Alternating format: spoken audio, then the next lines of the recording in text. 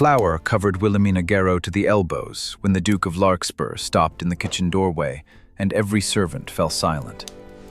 Her hands were sunk in a basin of dough, her faded blue apron white with work. The knuckles of her right hand were red from kneading flour stiffened by the cold.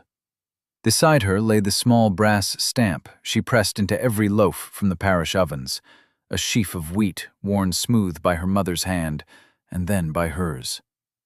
Lady Fairfax stiffened near the hearth.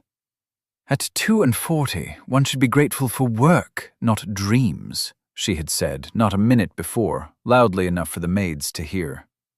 Wilhelmina had pressed the stamp into the Duke's bread anyway. Now, Kingsley, Duke of Larkspur, stood with his dark beaver hat in one hand and dust on his riding boots. He did not look at Amelia Fairfax, who hovered prettily behind her mother in pale mourning muslin. He looked at the dough under Wilhelmina's hands, then at her reddened fingers. "Why," he asked, "does every hungry tenant in Suffolk know that—" Mark Wilhelmina did not drop her gaze. At 42, she had learned that apologizing for honest labor only taught others to despise it. She pressed the brass stamp down one final time, leaving a perfect wheat sheaf in the center of the loaf. "Because hungry people prefer bread to pedigree, Your Grace." The kitchen seemed to lose its breath. Lady Fairfax's fan snapped shut. Amelia's lips parted in horror. A duke did not come below stairs. A poor relation did not answer him like a woman bargaining at a wharf. Kingsley was 38, and London had made a polished weapon of him. He had the sharp face of a man who expected obedience, and the pale gray eyes of one who had long since grown bored of receiving it. His dark riding coat was plain and expensive. His expression had ended arguments in rooms far grander than this. He looked along the rows of stamped loaves. Then his gaze lifted to Wilhelmina's flour-marked cheek, tired shoulders, and steady mouth. Most gentlemen looked through a woman past 40 if she had neither fortune nor beauty. Kingsley did not. He looked directly at her. For one dangerous second, amusement touched his eyes. Not mockery. Recognition. Then the Duke's cold mask returned. He turned and left, carrying the smell of wet wool and morning air out of the kitchen. The moment his boots faded down the passage, Lady Fairfax rounded on Wilhelmina. "You will ruin us," she hissed. "He came to inspect his property, and you speak to him like a fishwife. Amelia is to be Duchess of Larkspur. I will not have your bitter spinster pride undo months of careful work." Wilhelmina picked up a damp cloth and wiped the flour board. Her pride, she thought, was the only thing in the house not mortgaged. She had been born a Garrow, though the name had lost its power years ago. Her father had left debts, a stepmother who treated her like an inconvenient chair, and a half-sister who was everything Wilhelmina was not. 20, soft-voiced and easy to place beneath a coronet. Lady Fairfax had brought them to Larkspur Hall not as guests, but as supplicants. A failed flour speculation had put the Fairfax household deep in debt to the Larkspur estate. An hour later the summons came. Wilhelmina stood in the Duke's library, smelling of yeast and lye soap, while Lady Fairfax perched on the edge of a leather chair and spoke of honor. Aldous Vassall, the estate solicitor, sat at a side desk, pen ready. "It is only right, Your Grace," Lady Fairfax said in the tender voice she used when setting traps, "that we make every effort to settle the unfortunate account. Amelia, of course, has been bred for the highest duties of a great house. Wilhelmina is more practical. She will remain at Larkspur to supervise your kitchens and manage the parish ovens, without wages, naturally, until the debt is cleared." There it was, a sale made in clean gloves. Wilhelmina kept her chin level. She needed those ovens. Her mother's receipt book was in her pocket, its pages soft from years of use. Her one remaining dream was to turn the charity bakehouse into a proper bread kitchen for Suffolk widows, where women were paid for their hands instead of thanked into hunger. But to be offered up without wages so Amelia might buy a title with clean skirts made heat rise behind her ribs. She drew breath to refuse. Kingsley spoke first. He stood by the window, looking out at the frost on the lawns. Mr. Vassall the Duke said, "Draw a contract for Miss Garrow. She is to be appointed superintendent of the parish ovens at £50 a year paid from the estate charity fund." Lady Fairfax's smile broke at the edges. "Your Grace, that is unnecessary. She is my stepdaughter. She is a woman working under my roof." Kingsley turned. "I do not take labor from gentlewomen servants or paupers without payment. Your flour debt will be settled by your economies, madam, not by consuming her life." He looked at Wilhelmina then, not kindly. "Precisely. Will that suffice, Miss Garrow?" It was not rescue. He had seen the transaction, found it ugly, and corrected it, because order mattered to him. Yet for the first time in 10 years, someone had named her without pity. Not companion, not spinster. Miss Garrow, superintendent. "It will suffice, Your Grace." By the next morning, the house had already sorted her new position into its old contempt. Amelia sat in the drawing-room at the pianoforte, pale and obedient, beneath Lady Fairfax's approving eye. Wilhelmina was sent to the dry stores with the flour account's servant keys and a list of economies Vassall expected her to perform without complaint. "Miss Garrow has long been sensible about her prospects," Lady Fairfax told a visiting lady as Wilhelmina crossed the hall with the ledgers. The sentence meant, "Do not look at her." Wilhelmina kept walking. The work was honest. She could endure honest work. She weighed flour, checked waste, and taught the scullery maids how to stretch a sack without thinning a loaf to meanness. But the contrast pressed on her. Society had a use for women of 42, provided they did not expect to be wanted. That afternoon in the storeroom, she reached for a sack of salt on the highest shelf. Pain pulled through her shoulder, familiar and dull, the ache of years spent carrying what no one else wished to lift. Her fingers brushed the burlap, but could not hook it. A dark sleeve reached past her. A gloved hand gripped the sack and brought it down with a soft thud. Wilhelmina turned. Kingsley stood behind her, smelling of cold wind and leather. "The arrangement of this room is inefficient," he said. "I will have the carpenter lower these shelves by tomorrow." He did not wait for thanks. He walked out. By the next morning, the shelves had been lowered. No note, no compliment. Merely a change in the world because he had seen her reach and fail. 2 days later, 6 sacks of fine winter wheat arrived at the parish ovens instead of the coarse flour usually reserved for charity. Wilhelmina stood over the clean white powder and warned herself not to make kindness into a story. He was not sending flowers.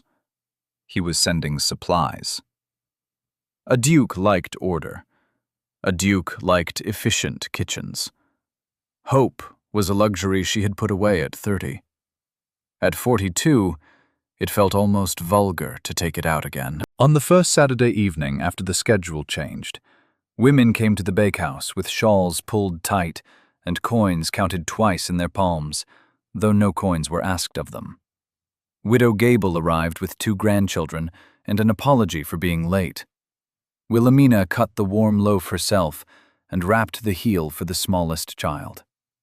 When she looked up, Kingsley stood beyond the yard gate, half in shadow. He did not enter and turn gratitude into a ceremony. He only watched the line move, then spoke quietly to the steward. By Monday, 2 lanterns had been fixed above the bakehouse door and a bench set under the wall for those who could not stand long. No one mentioned it at breakfast. No one praised him. Wilhelmina preferred it that way. Praise could become another form of ownership. But when she passed the new bench, she rested one flowery hand on it, and felt the dangerous warmth of being understood without having to beg. Yet Kingsley began to appear below stairs. He came under the excuse of estate economy. He stood near the hearth, while maids turned clumsy with nerves, and Wilhelmina continued her work. She did not flatter him. She did not soften her voice. If he asked why 3 ovens burned on Wednesday and not Tuesday, she answered as she would answer a steward, because widows could not leave market stalls on Tuesday without losing the price of supper. Late one evening, with the kitchen door left open to the passage and a scullery maid asleep in the pantry, Wilhelmina sat at the long table over the estate ledgers. A single tallow candle threw light across columns of flour, coal, wages, and waste. She crossed out one line with more force than the paper deserved. "You are ruining Vassal's neat columns," a voice said. Kingsley stepped into the candlelight. His cravat was gone, his collar open. Without the perfect knot at his throat, he looked less like a duke and more like a tired man. "Mr. Vassal's columns are neat, Your Grace. His logic is not."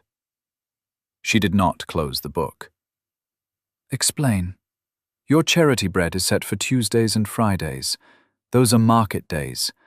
The women who need it most are standing in the rain trying to sell turnips or mending. They cannot leave their stalls to walk to the estate ovens. By the time they come, the bread is gone to those with leisure to wait. You are feeding the idle before the hungry." Kingsley looked down at her corrections. Most women would have wrapped such a criticism in a smile. Wilhelmina laid it on the table like a bad account. "Change it to Wednesday and Saturday evenings," he said. No argument, no defense of his solicitor. She had shown him a fault, and he removed it. His gaze shifted to the brass stamp near her inkwell. "Your wheat mark. Why use it? Estate loaves need no crest." "It is not a crest." Her voice softened before she could stop it. "It was my mother's." She believed that when bread is given, it should bear a human mark. Otherwise, charity becomes a door that opens only when the giver wants applause. She disliked anonymous kindness. Kingsley looked at the worn brass. The polished arrogance of his face thinned in the candlelight. "Anonymous charity," he murmured, "is sometimes the only kind that does not demand a performance in return." It was not an answer meant for her, and because of that, it told her more than a speech.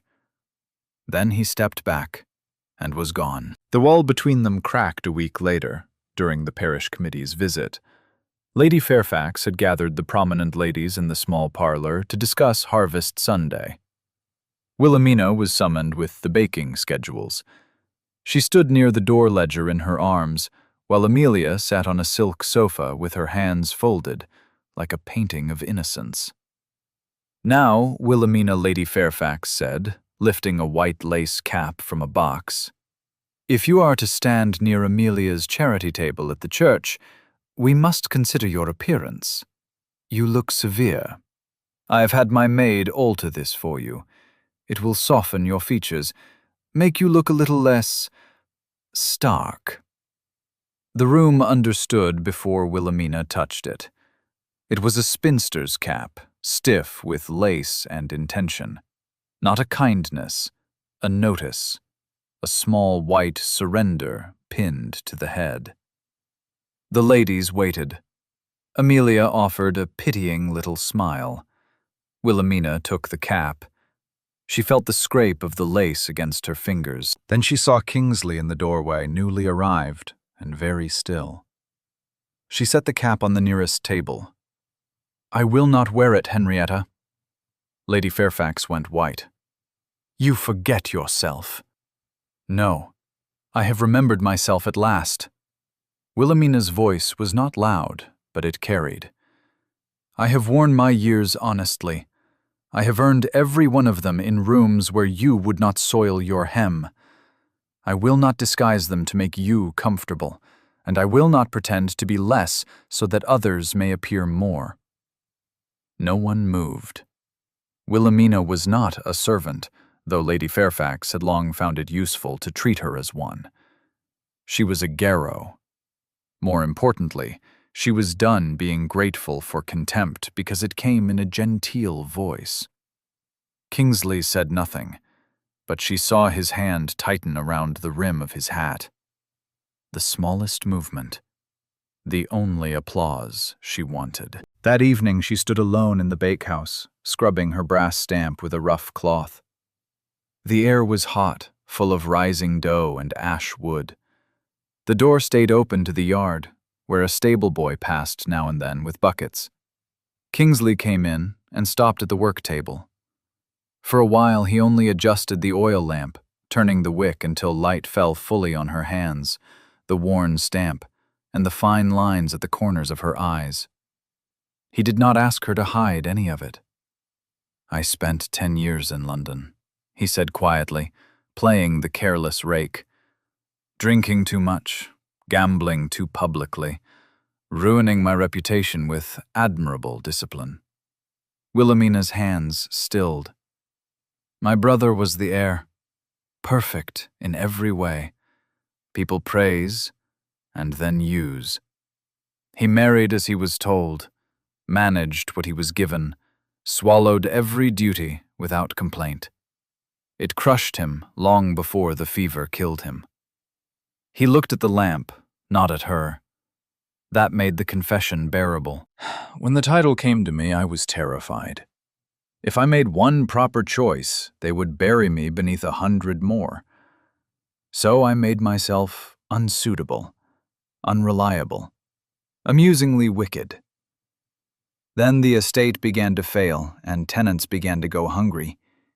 Duty found me anyway." Wilhelmina felt the old anger loosen, not vanish. She trusted nothing that vanished too quickly. But it loosened. Kingsley lifted his gaze. "I thought marrying Amelia would be a decent surrender, proper, quiet, useful to the estate. But a cage does not become noble because one walks into it politely." Wilhelmina looked at him and saw not a duke condescending to a woman in flower, but a man who had balanced every ledger except the one inside his own chest. The intimacy frightened her. He had taken off armor, and now hers felt loud and clumsy in her hands. 2 mornings later, while the first loaves went into the stone ovens, Kingsley found her again. "The trustees arrive tomorrow," he said from the brick archway. "They expect me to announce an understanding with Amelia at the Harvest Sunday service. Lady Fairfax has already written to the rector." He said it like a man reading the terms of his own confinement. Wilhelmina slid a loaf deeper into the heat. Anger rose because grief was too dangerous. "Then you must do it," she said smoothly. "You call it duty, Your Grace, but sometimes duty is only fear wearing a respectable coat. You are afraid of the scandal of refusing." The words struck him. He did not retreat. He stepped closer and closed one hand around the wooden peel's heavy handle, not pulling it from her, holding it still between them so she had to look at him. "And what does fear wear on you, Wilhelmina?"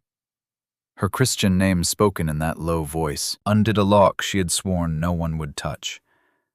She tried to make a sharp answer. None came.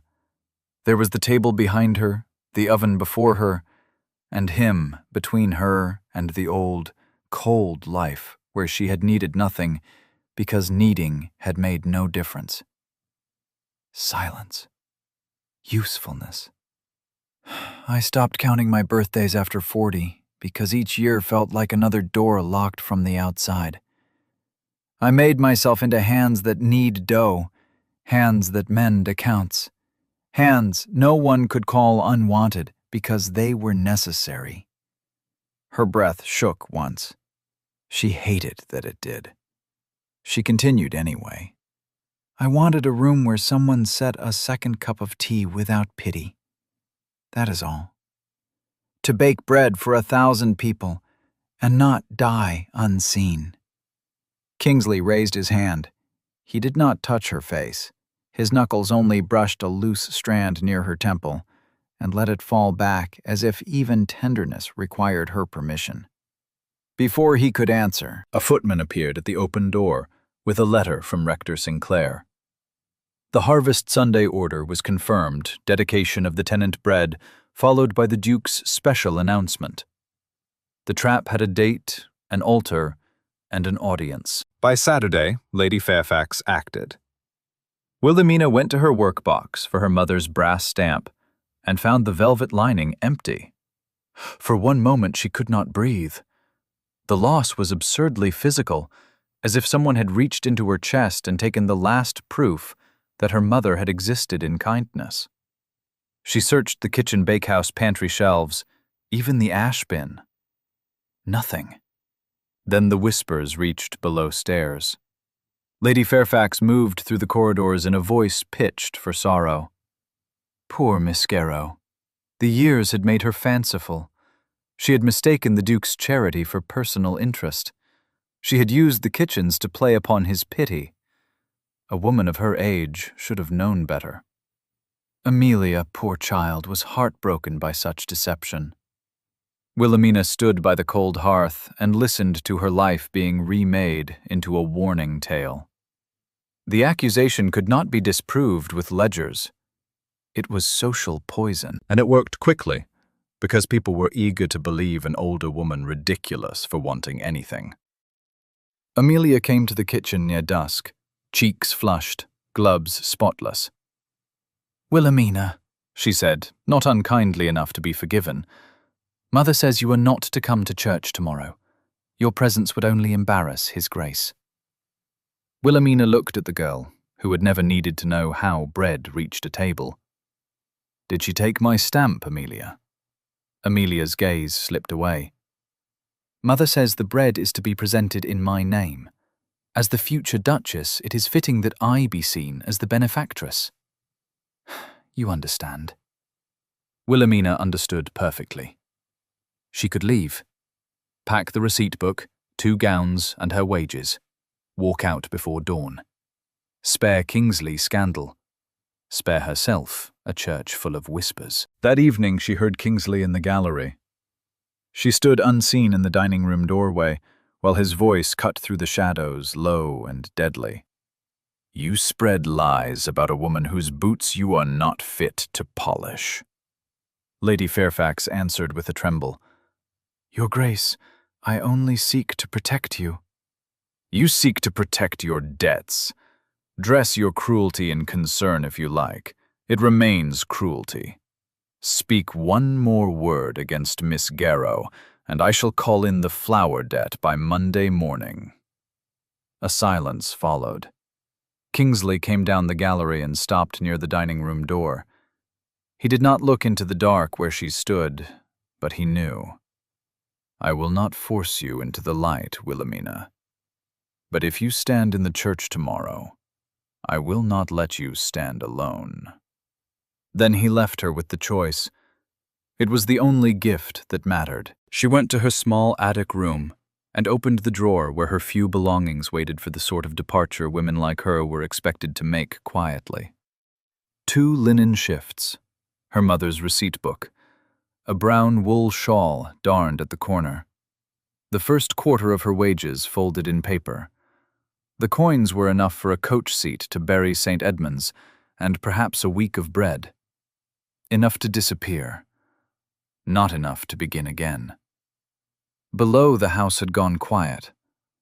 Wilhelmina tied the shifts inside the shawl and took her mother's receipt book in one hand. She did not light a candle. Darkness suited departures. Women like her were expected to vanish without making the stairs creak.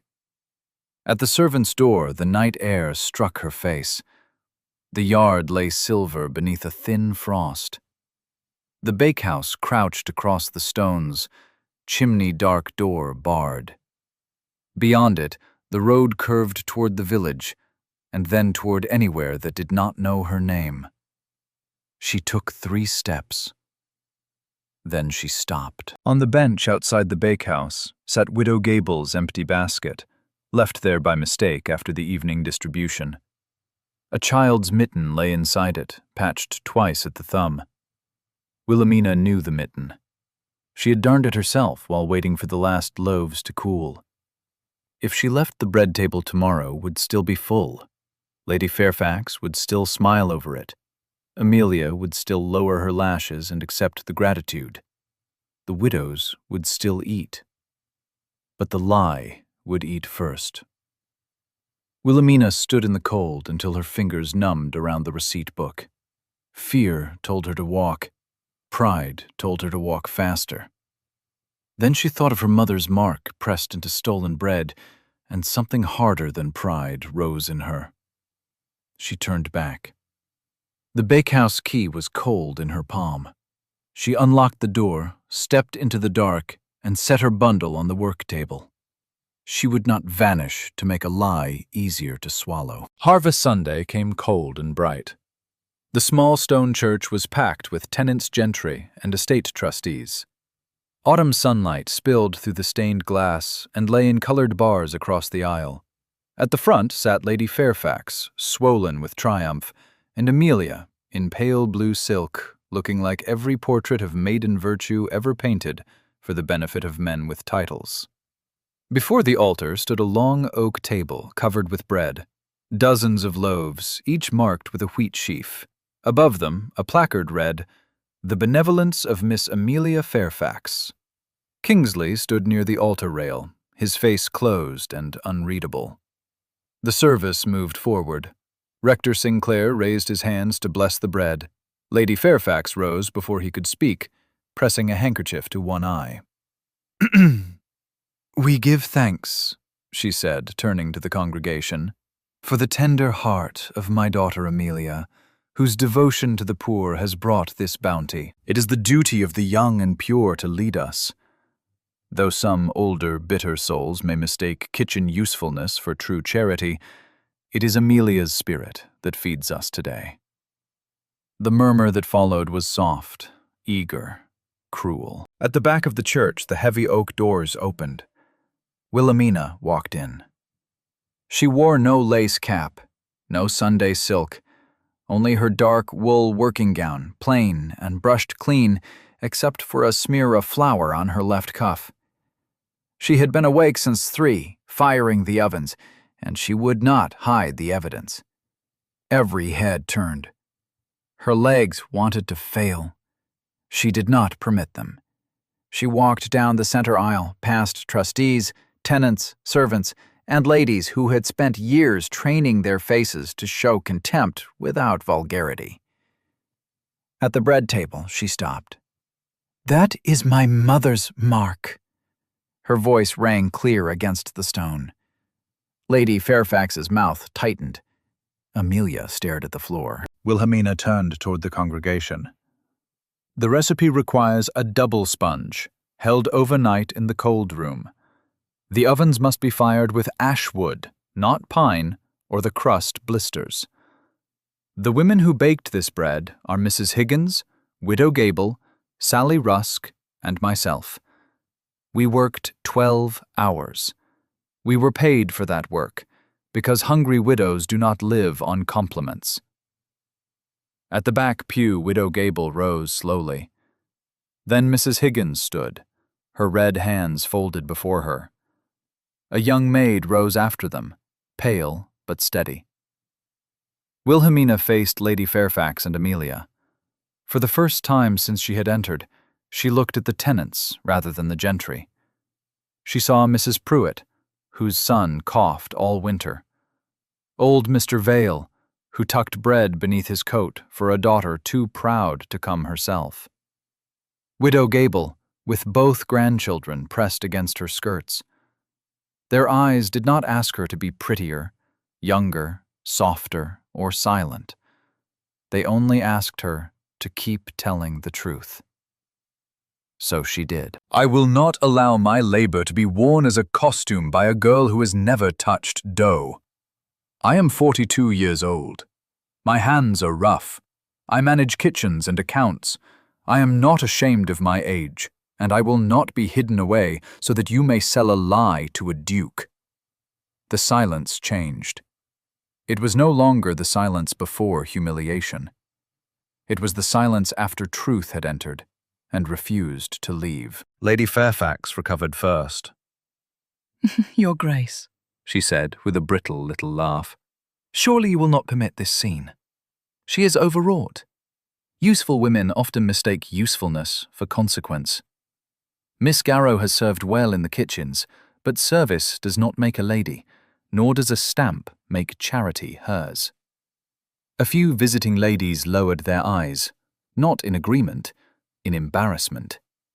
Mr. Vassall, seated with the trustees, slowly closed the leather folder on his lap.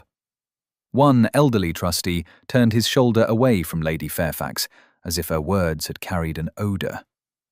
Widow Gable did not sit down. Begging your pardon, my lady, The widow said, voice shaking but audible. But when my Tom died, Miss Garrow sent bread before anyone sent prayers. The church held still. Lady Fairfax's colour changed. Kingsley stepped from the altar rail. He walked first to Amelia. She drew back, but he only held out his hand. After one trembling second, she opened the small reticule at her wrist. He reached inside and drew out Wilhelmina's brass wheat stamp. The old brass looked rough against the pale silk lining its grooves, still holding a ghost of flower beneath Amelia's faint perfume. A sound passed through the church. Kingsley crossed to Wilhelmina and placed the cold brass in her flower-dusted palm. His fingers closed over hers, warm and certain, in front of them all. "Rector Sinclair," he said, voice carrying to the last pew. "You have an announcement from the Larkspur estate." The rector fumbled with a paper. "Yes, Your Grace." He cleared his throat once. The paper trembled. "The intended union," he began, and the silence drew tight enough to hurt, "of His Grace Kingsley, Duke of Larkspur, and Miss Amelia Fairfax—" "Put it in the fire." Lady Fairfax gasped. "Your Grace, the scandal! The scandal!"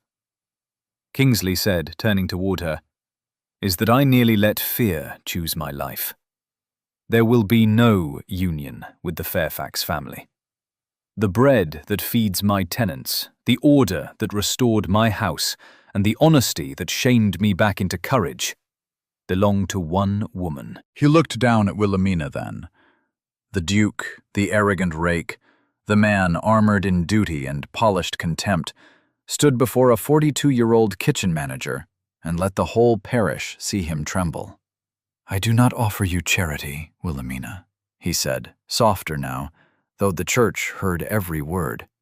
"I offer you my name, when the law permits it, my estate, under your hand as much as mine, and my life from this hour forward, if you will have a man who took too long to see what stood before him." Wilhelmina's heart beat so hard it hurt. Still, she did not fall into grateful tears. She had not walked down that aisle to be rescued like a misplaced parcel. She held the brass stamp in her fist and met his eyes. "Do you choose the whole of me, Kingsley? The age, the hands, the sharp tongue. I will not soften myself for your drawing rooms." A smile broke across his face, slow and unguarded, and the cold Duke vanished inside it. "I would close every drawing-room door in England before I asked you to change a single word." The breath Wilhelmina had held for 10 years left her. She stepped closer and placed her free hand over his heart. "Then I choose you." Months later, winter had loosened its grip on Suffolk. Before sunrise, the Larkspur Hall kitchen glowed with firelight and smelled of yeast honey and new spring rain. Wilhelmina, Duchess of Larkspur, stood at the long oak table with her sleeves rolled up, kneading a great mound of dough. She had refused to surrender the kitchens. No one had dared suggest it twice. The parish ovens were now a true institution, funded by the estate, governed by honest accounts, and worked by widows who received wages every Saturday evening. The old charity placard had been burned. In its place hung a plain board, painted by the village schoolmaster, "Bread given with hands, not vanity." The heavy door opened. Kingsley entered in a dressing gown, his hair untidy from sleep. He came up behind her, wrapped his arms around her waist, and rested his chin on her shoulder, as if the kitchen were the most natural place in the world for a duke to be before dawn. "You are up early," she murmured, leaning back into him. "The bed was cold," he said against her neck, "and the house smelled of bread. I know my rival when I smell it." He reached around her and plunged his hands into the dough with far too much authority. Wilhelmina laughed, dry and real. "Stop that. You have the hands of a man attempting to command dough into obedience. You will ruin the crumb." Kingsley withdrew his flour-covered hands and bowed his head against hers. "I yield to your superior command, Your Grace." The title still startled her sometimes, not because she had never wanted honor, but because honor had reached her so late that part of her still listened for the joke. Kingsley picked up the brass stamp from the table and turned it in his palm. "The first week you came to Larkspur," he said. "Before I ever came below stairs, I was riding through the village. Widow Gable had a loaf wrapped in her shawl. I asked where it came from, because I knew the estate bread was unfit for any Christian table." Wilhelmina went still. "She showed me the mark." His thumb brushed the wheat sheaf. "She said it was made by a woman who looked at them like people, not problems. I spent 3 days inventing reasons to come down to the kitchens and see the woman behind it. I was looking for you, Wilhelmina, before I knew your face." The last guarded room in her gave way. Not dramatically, not with sobs. It opened like a door in a house that had been cold too long. She took the stamp from his hand and pressed it into the center of the first loaf. When she lifted it away, the mark left behind was changed. At Kingsley's request, the village blacksmith had altered the brass without spoiling her mother's wheat. In the dough lay the sheaf, strong and plain. Beside it, intertwined, but not swallowing it, stood the small crest of Larkspur. Wilhelmina touched the mark with one flowery finger. For years she had thought love was a feast laid for younger women, while she remained in the kitchen, making the bread and watching others be served. Now the kitchen door stood wide open to the morning. Kingsley set 2 cups of tea on the table without asking, without pity, as if there had always been a place for her beside him.